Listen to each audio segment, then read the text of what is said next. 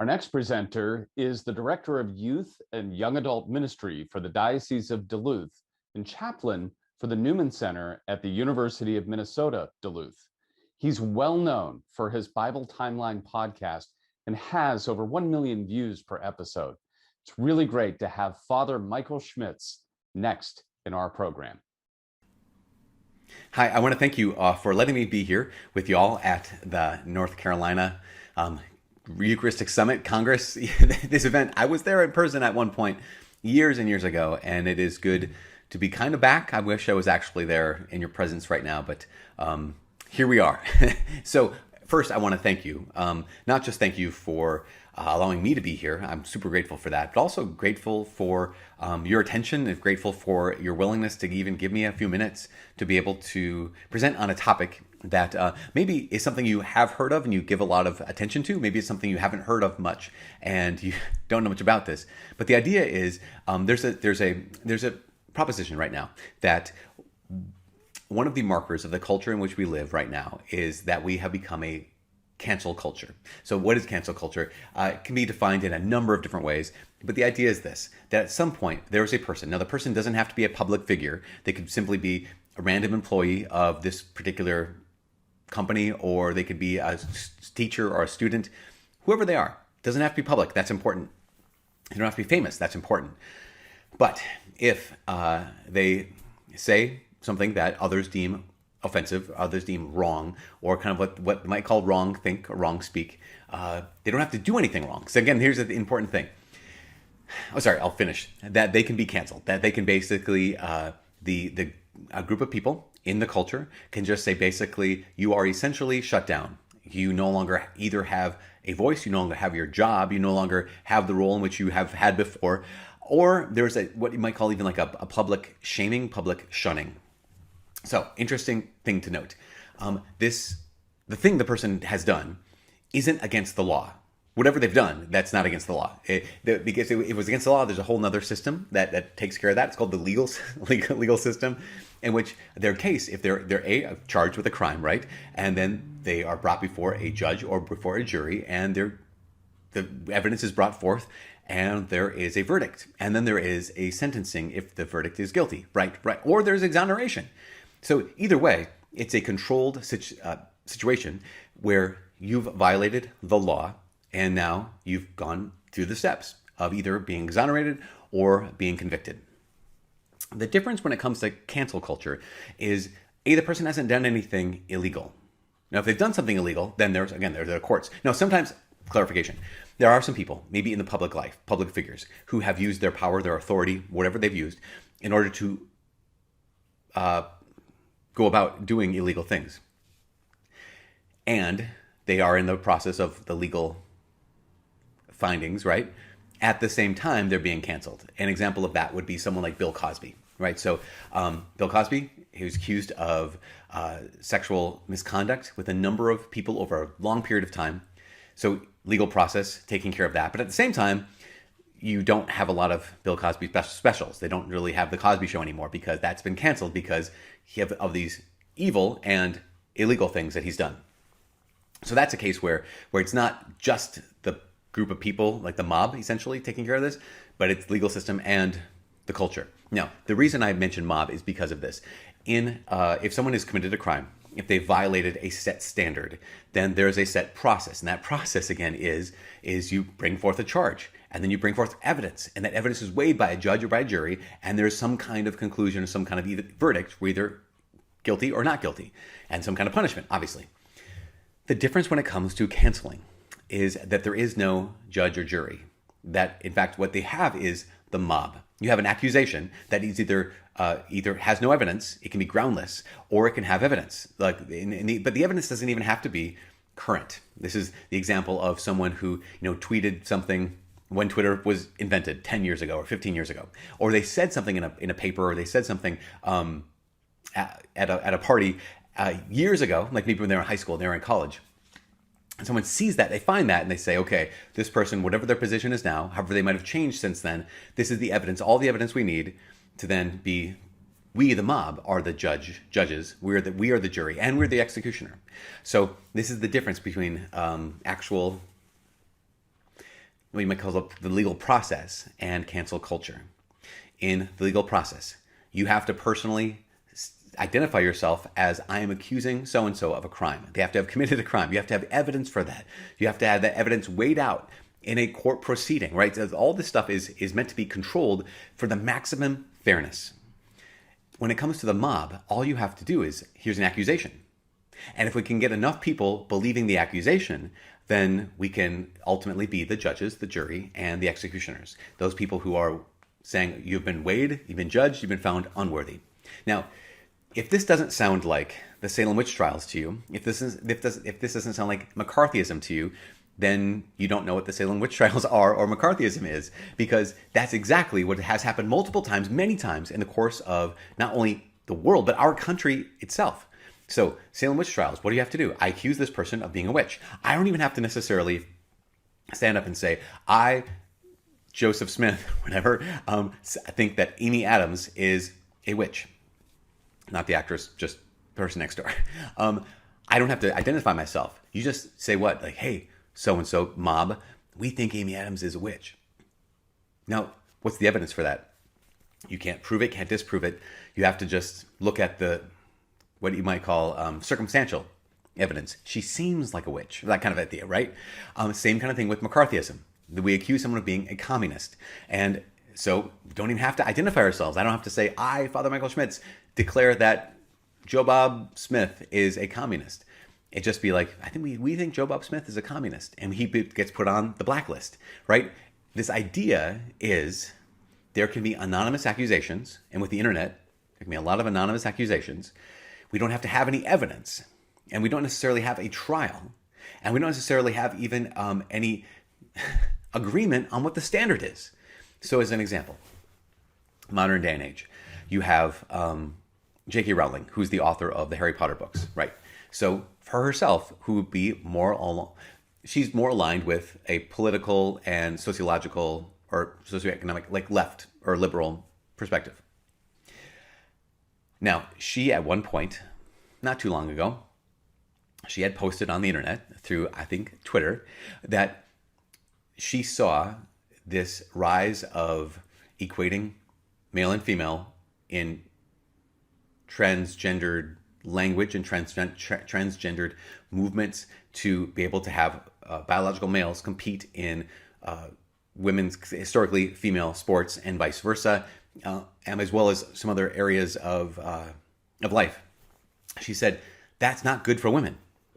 Now, because she posited and pointed out, wait a second, if we want our young women to grow up knowing, like, here's what it is to be a woman.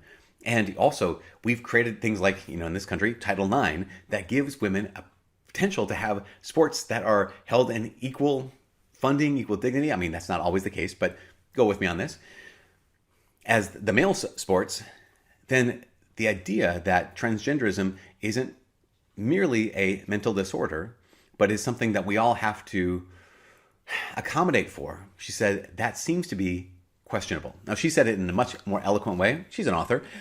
Also, it's kind of like the idea of pointing out that when Caitlyn Jenner, formerly known as Bruce Jenner, transitioned into being a transgendered woman, that he was named the Woman of the Year. It's kind of like pointing that out and saying, wait, you're saying that the Woman of the Year, the best woman of the year, is actually a biological man? So in some ways, again, right, you're taking away the idea that, okay, here's the dignity. She was just pointing it out that to do this, it affects a lot of things more than just kind of acknowledging the dignity and respect that's owed to every human being, including those members of the transgender community or people who identify as transgender. We as Catholic Christians, we'd say, of course, every human being is made in God's image and likeness. Every human being is worthy of our compassion, of our dignity, of our respect, of our love. In fact, I mean, honestly, as Catholic Christians, we acknowledge all of that, regardless of what someone believes, regardless of how they act, regardless of anything about them. Particularly, we know that generally speaking, every human being is worth treating with respect, compassion, and dignity. Full stop. Completely. There it is. Without compromising that, just pointing out the idea, the consequence, that if we then take the awards that go to women and give them to biological males, there seems to be something unfair. There seems to be something unjust with that.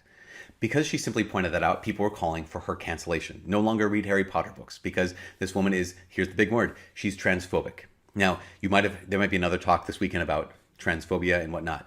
But here's a word. So what we've done is then we've loaded these words. This is part of cancel culture. We've loaded these words, and many of these words, you just get to throw them around. You just get to say them, and the rest of us have to accept them. Again, that's part of the culture, right? So if someone says, I'm not so sure that I am willing to accept full scale this recognition that in the DSM-5, body dysmorphia and gender dysmorphia is still a mental illness, but that we have to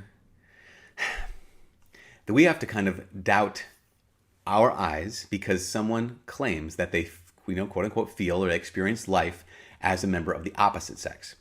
Again, I'm not commenting on that at all because that's a whole nother, not that I don't want to weigh in on it, but just because it's a whole nother topic that I want to be careful with just because of the fact that we're dealing with people. And when we're dealing with people, I always want to be careful with people. And these are people who experience gender dysphoria, are people who have experienced a lot of pain. They experience a lot of suffering. They experience a lot of trials. In fact, the suicide rate among this particular demographic is up to 45%. It's really high. And so because of that, again, I don't want to dive down too deeply into it because I want to say here's what Catholic Christians believe. We believe that every human being needs to be treated, deserves to be treated with compassion, respect, and dignity.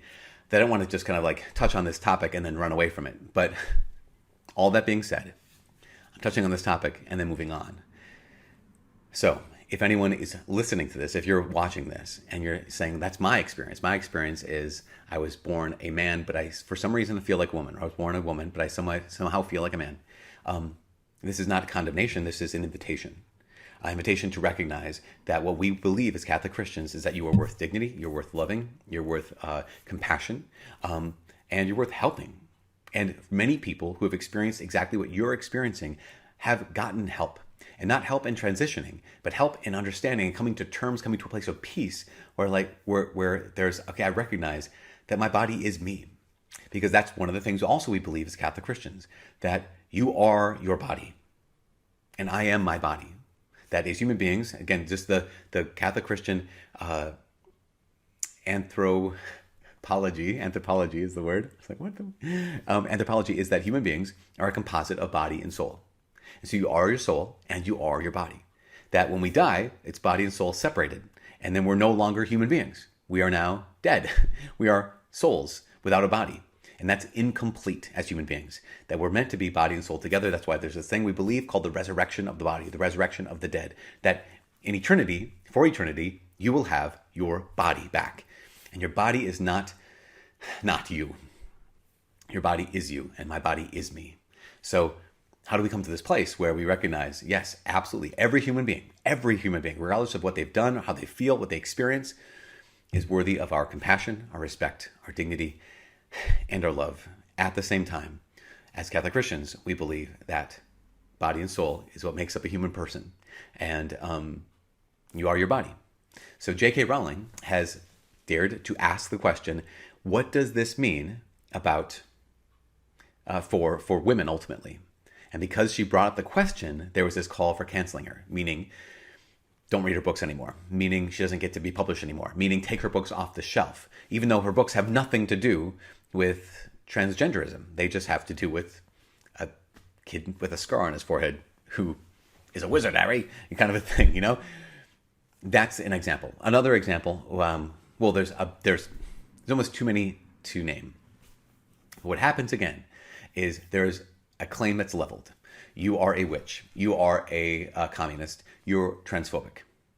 And then, regardless of whether that's true, and regardless of whether that thing, whether there's room in our world for that thing, meaning that belief, to say, like, actually, I believe that biological men are the only men, and biological women are the only women. Like, that's what it is to be a woman or to be a man, regardless of how a person feels. Can I say that and remain uncanceled, essentially? Can I say that and not have broken the unspoken law? or the unwritten rules about our culture. Someone speaks an idea, a lot of times that's not precisely the talking point of the month. And so then the mob rises up and says, you're canceled.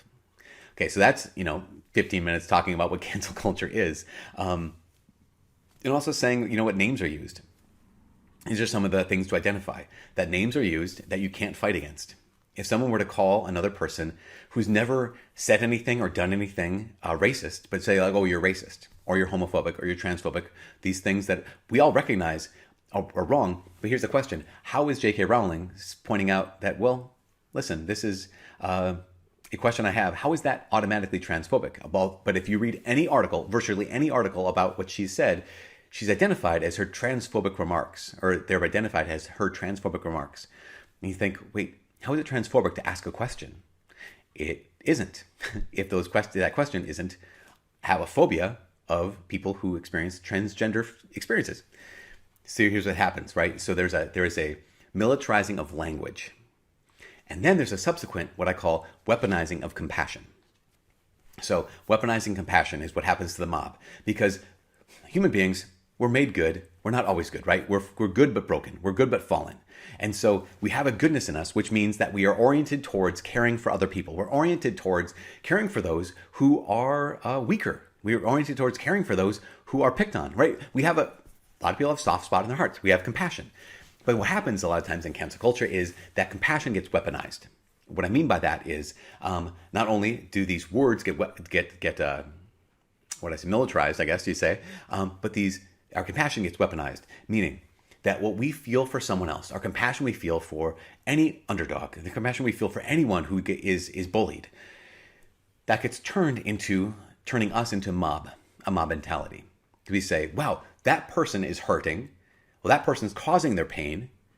Let's all rise up, become the judges, the jury, and the executioner, and we'll cancel the person causing the pain. So weaponized compassion is very dangerous because everyone who's doing it feels justified. Why? Because someone is being hurt right now. Someone is being bullied right now. Someone think about when you heard that statistic about those men and women who experience transgender feelings, that their suicide rate is 40 to 45%. There should have been something in your heart that breaks for that. Because there's something in my heart that breaks for that. That's horrible.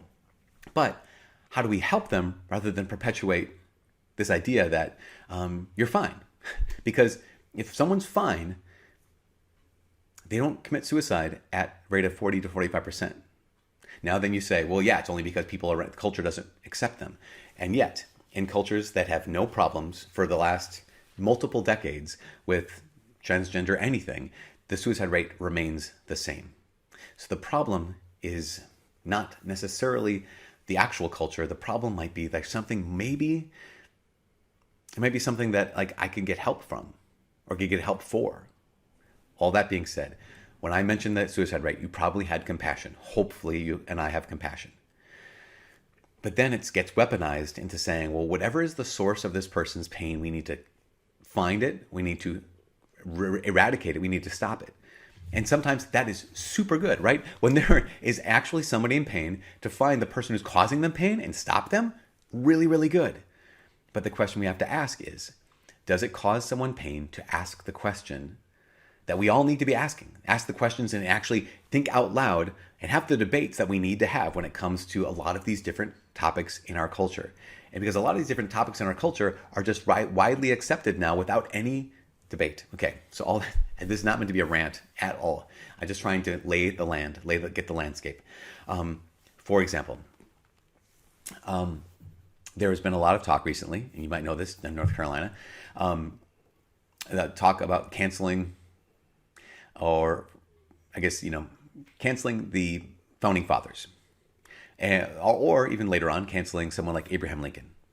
Now, there's a number of schools that are named after Abraham Lincoln, but there has been proposed by some people the idea that because Abraham Lincoln expressed concern or hesitation over freeing slaves, that he wasn't as committed as he should have been to eradicating slavery in the United States.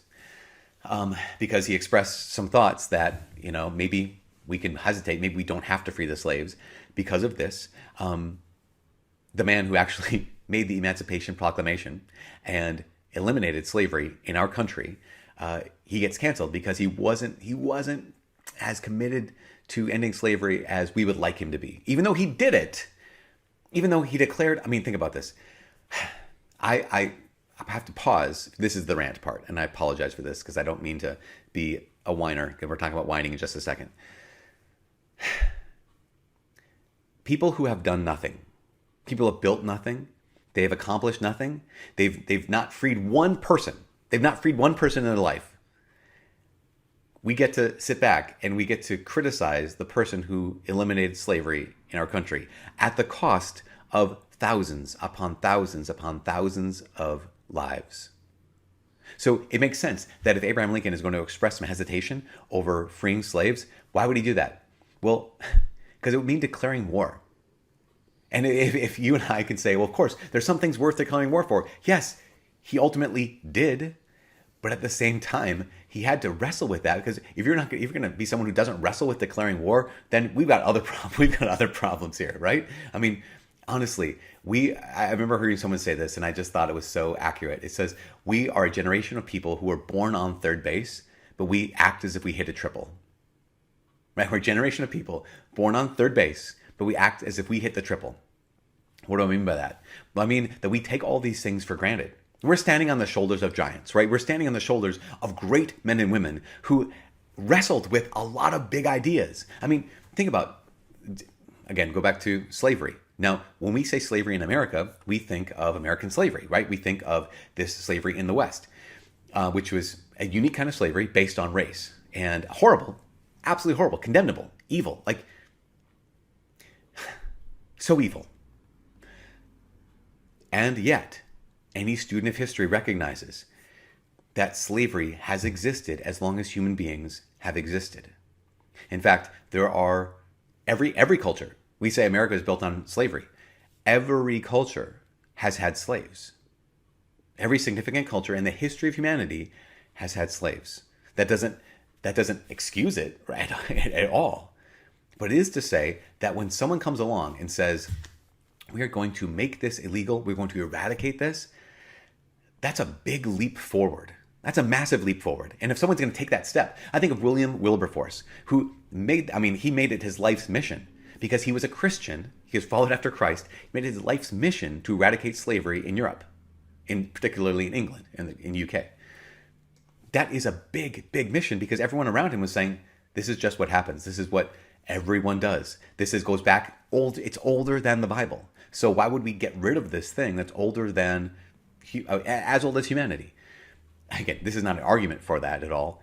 What this is saying William Wilberforce, Abraham Lincoln, those people that fought for the release of slaves, this is a revolutionary idea. And now we, 100 plus years later, get to enjoy the fact that they wrestled with this, so we take it for granted. We should be able to take it for granted, right? It should be the most obvious thing in the world, especially for us as Catholic Christians, that we know that all human beings are made in God's image and likeness, regardless of sex, regardless of race, regardless of ethnicity, regardless of anything. Every human being is made in God's image and likeness. Catholics should be the first ones to stand up and say, absolutely, racism and slavery and all those things are evil. In fact, when the New World was discovered, by Europe. So people were already here. We know that already. When the New World was discovered, maybe 50 years later, I think it might have been 50 years later, maybe only 40 years later, the Pope at the time, he issued a papal bull, like almost immediately, because he saw there's a lot of Europeans going to the New World where they're taking advantage of the people that they're encountering, and they were enslaving them.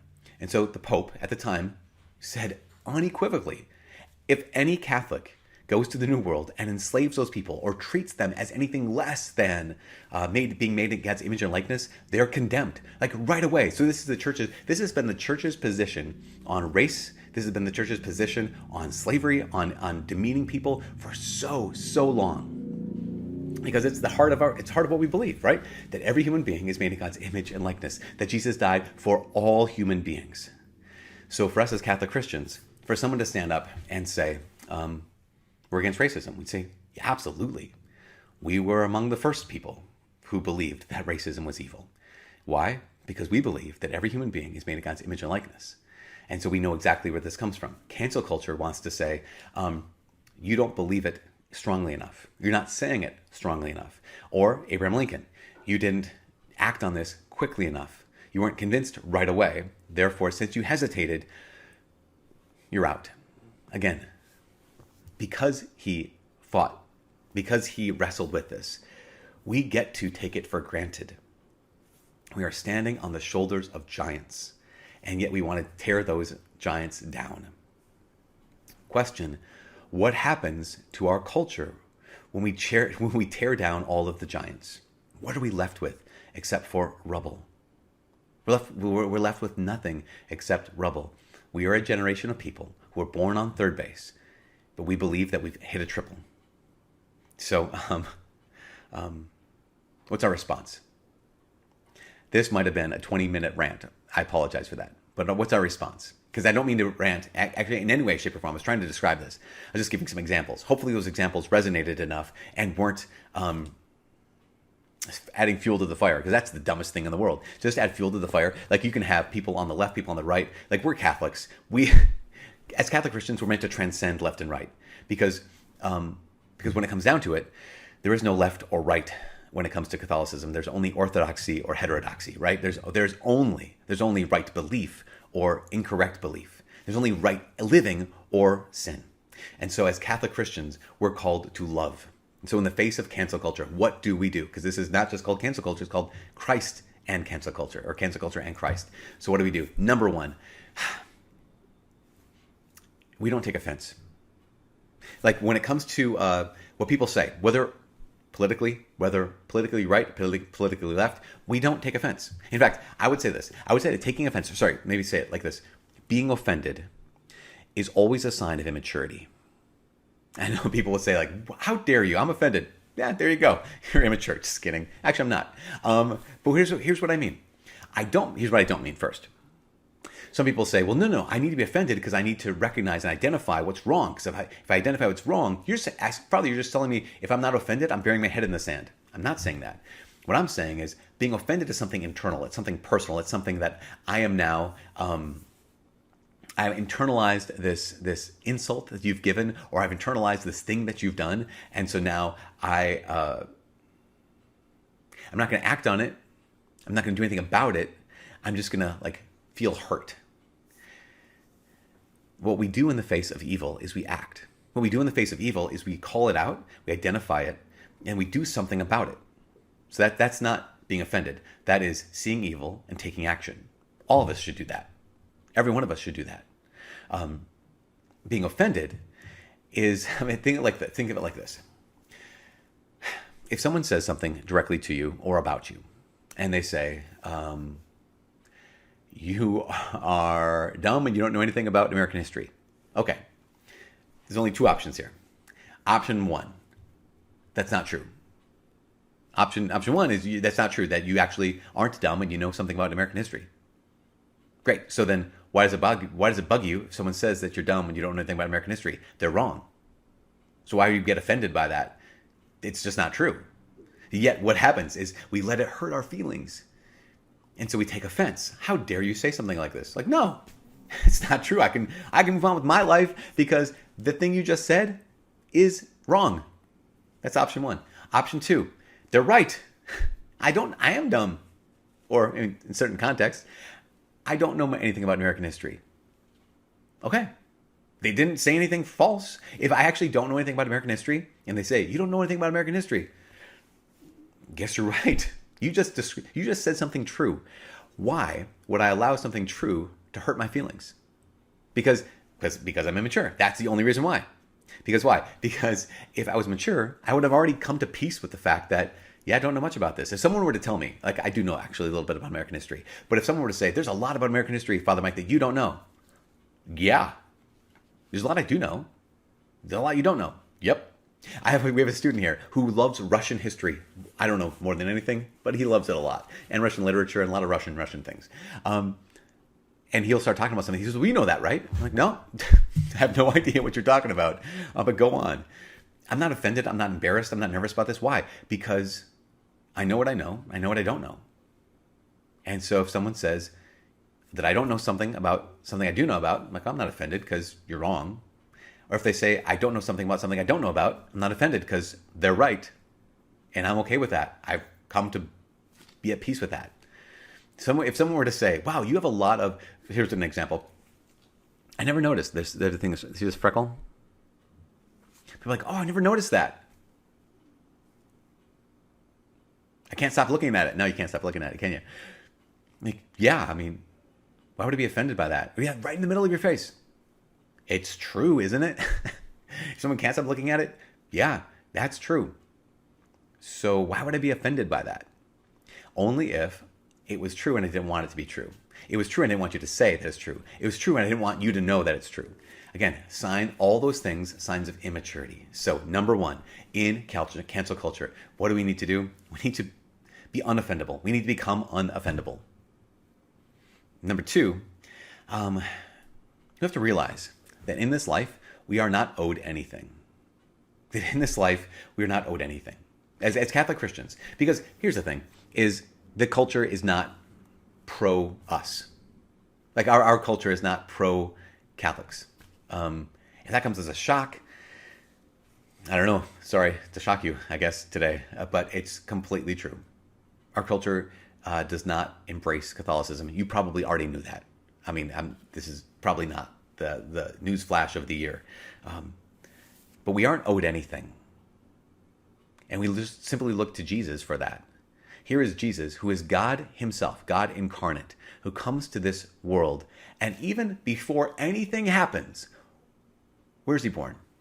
He's born in a stable. He's born in a cave. His first crib is a manger, a feeding trough. That immediately the reigning power of the time tries to kill him. His parents have to flee to Egypt. That he grows up in poverty, or at least reasonable or relative poverty. Then when he starts his ministry as God himself, people hear what he has to say and like, nah, I'll walk away. I mean, he could raise the dead and people decide they want to kill him. See, this is the thing, is we are not owed anything. If God himself can become one of us and be rejected and be born into poverty and choose that and live in that and die in that and be killed unjustly, then what the heck? I mean, bro. We are not owed anything. The problem is we've gotten really used to being in what is called Christendom. Christendom is when we live in a mostly Christian culture. And for a long time, America was founded as a mostly Christian culture. I mean, there was the thing called the Great Awakening and the Second Great Awakening. See, I do know something about American history. And the Great Awakening was these revivals that the people who were on this land had come to Christ in this massively and powerful way, and then drafted the Constitution, basically. I mean, I've summed it up into one sentence there. But America is a religious country. Yes, there's a separation of church and state, but that was for the protection of the church. And so we recognize that America was a place of, you might call Christendom, where the people who are teaching your kids probably believed more or less what you believed. The principal probably believed more or less what you believe. The entertainment folks, people writing books, more or less, not always, but believed more or less what you believe. Stores are closed on Sunday, not because Kanye sang about it, but because that's what you do. You don't work on Sunday because that's one of the commandments, right? So we had a Christian culture or Christendom. Again, not perfect. That's not what we're saying. But right now we're living in a post-Christendom culture. In fact, we're living in apostolic age. There's a phenomenal book that I cannot recommend highly enough. It's called From Christendom to Apostolic Mission. From Christendom to Apostolic Mission is the name of the book from UMary Press. So University of Mary in Bismarck, North Dakota. Someone out there anonymously has written this book, From Christendom to Apostolic Mission. And one of the things that they point out in the book is the fact that we are no longer living in Christendom. We no longer can expect the people around us to know the story, meaning the story, right? The Christian story. We can no longer expect the people around us will have the same worldview as us. That God exists, that God is good, that God loves you, that you're good, that human beings that life is worth living, that here's sexual morality, here's right and wrong. We can no longer expect that. We can no longer believe that. Why? Because we're living in what they call apostolic age. What's that? was the age the apostles began their ministry. That when Jesus Christ died and rose from the dead and the apostles were sent out, they weren't, yes, there were some people they were sent to, the Jews, who knew the story up to that point, right? And so they got it, and they could see Jesus is the Messiah. He's the fulfillment of this, because they already had those pieces, the groundwork in place. God is one, God is good, God loves you, all these things. But then they went to pagan areas, right? The Greco-Roman world and beyond. And no one knew the story. No one knew the story. No one gave them anything. They didn't have any rights. I mean, even think about it. I mean, gosh, in one page of the book, it goes through and says, here's, how many seminaries did they have? None. How many seminarians? None. How many buildings they have? None. How many academics do they have? Professors? None. How many schools did they have? None. How many religious sisters? None. They had virtually nothing. And yet they also had a culture that didn't understand them. And yet they were on mission. And this book, From Christendom to Apostolic Mission, points out, brothers and sisters, that's where we are. I found that book so powerfully encouraging because I had been living with this discouragement over, it's low-grade discouragement, but still discouragement nonetheless, that, man, these people around me are not getting it. The culture is not getting it. Listen to the news. They're not getting it. Watch TV. They're not getting it. The movies, they're not getting it. Why? Because they don't have the story. They don't know the story. And I was assuming that they just knew the story. So when you realize that we're living in apostolic age, then our framework shifts. And we realize, oh yeah, that makes sense. We don't have any special rights. Now, again, in Christendom, the church has a bunch of rights. In Christendom, it makes sense we don't have any property taxes or any kind of those, we become tax exempt. It makes sense in Christendom. But you know what happens? In an apostolic age, churches don't get tax exemption status. So that's probably coming. In the apostolic age, if we want to care for orphans, we may not have the same rights as another organization. In a apostolic age, when it comes to all the things we believe in, we're going to be on the outside. Our institutions are not going to be looked to as beacons of light. This is just how it is in an apostolic age, because we don't live in Christendom anymore. And so, number one, become unoffendable. Number two, we aren't owed anything. Number three, therefore, no whining. No whining. We can identify evil, and we can point out, here's where things are bad. Absolutely. We can totally do that. That's literally what I've been doing for the last 37 minutes. But no whining. What I mean by that is Christians don't need life to be fair. God becoming man, being unjustly accused, unjustly sentenced, unjustly tortured, unjustly crucified, is not fair. Every one of the apostles being tortured, 11 out of 12 being martyred, that's not fair. So we don't have any room for whining, but we have to be as clever as serpents. That's what Jesus said. I'm sending you out into this world. Be as simple as doves, but as clever as serpents. But no, we're playing in this world that's playing with loaded dice. We're playing in a world that's playing with loaded dice. Okay, all right, bring it on. We're still going to play. We're still going to engage. We're not going to hole up and pretend that bury our heads in the sand, like in the ostrich kind of a situation. But we're going to engage, be as clever as serpents, knowing that, yep, they're playing with loaded dice, meaning that there are, what do I mean by playing with loaded dice? I mean that there are certain things that we won't be able to say or we won't be able to do without the accusation that we're one of the phobics or we're one of the hypocrites or one of the bigots or that kind of thing. Some things we can't do. And others will be able to do those exact same things without any repercussions. Okay. I guess that's how we're playing the game right now. Then let's move forward. Become unoffendable. Become uncancelable. In the cancel culture, simply you can choose to become uncancelable. How? Well, start by not looking for acceptance from this world.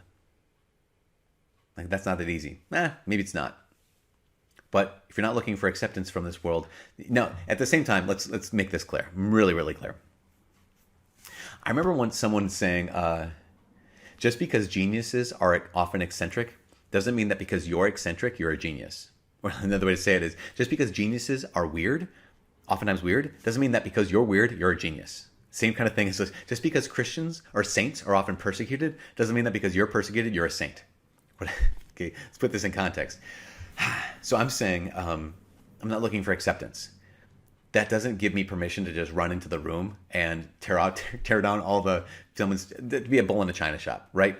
I am looking for someone to accept Jesus, but I don't need someone to accept me. So what I want to do is I want to sweeten my speech with honey, as Scripture says. I want to make sure that we attract far more flies with honey than with vinegar, right? We want to attract hearts. We want to attract imaginations. We want to capture people's imaginations and hearts so that they can see the beauty of the Christian message. And so when I say become uncancelable and you're not looking for acceptance, I don't mean that we're going to barge into every room, barge into every argument, barge into every discussion and start, throwing fists. I'm saying that we don't need to be accepted. I want them to accept Jesus. There's a story, we're merely offering help. There's a story by a guy named Max Lucado. It's one of those stories, it's so good for kids, but it's also good for any one of us. Here's a summary of the story. There is a village or a town, whatever. It's a children's story.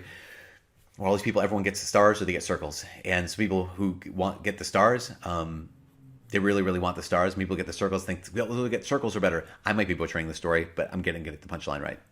And then there comes along, and so everyone's competing. Who gets more stars and who has more circles and all these kind of things. And so at one point, there is a character who's introduced who doesn't have any stars or any circles. And so someone asks them, how can we, and people keep coming up to them and trying to put stars on them. Like, hey, you don't have any stars. That's amazing. Here's a star. And they fall off. Puts a circle on them and says, here's a circle, and they fall off. The stars mean you're awesome, and the circle means you're not good, right? Again, I might have the shapes incorrect. It's been a long time since I read this story. But the circles and the stars keep falling off. And then finally, one of the characters says, hey, how come the circles don't stick to you? And when people say bad things about you, this falls right off. How come the stars don't stick to you? Then people think you're amazing. They just fall right off. And they said, well, let me introduce you to someone. And they walked them to the creator or the maker of all these. They were like marionettes or something by the maker who made them all.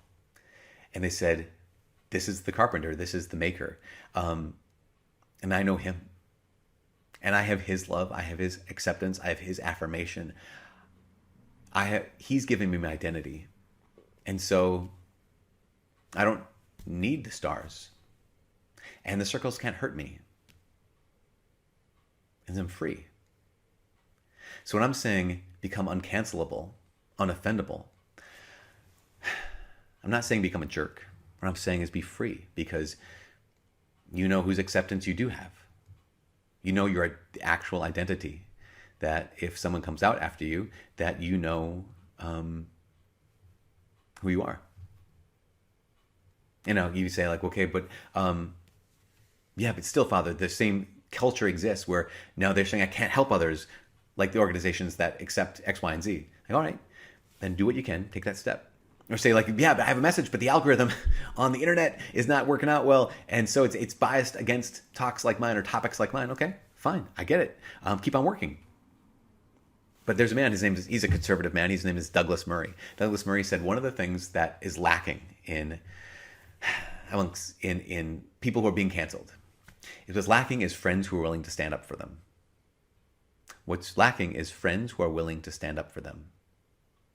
So, how do we respond to cancel culture? Well, we, first of all, become unoffendable. We, second of all, recognize that we aren't owed anything. Third, we don't whine. Fourth, we have our identity coming from God himself, who has declared over us that we're his and that he loves us and that he's called us, commanded us, in fact, to love our enemies, to love those who are trying to cancel us. And also, though, we're called to stand up for our friends. We're called to stand up for our friends. Who do you see being canceled? Who do you see standing up for them? The only way that the mob can win, legal process, if someone's broken a law, yeah, you got to go through the legal process because it's just. But when the mob comes after someone, what they need is friends.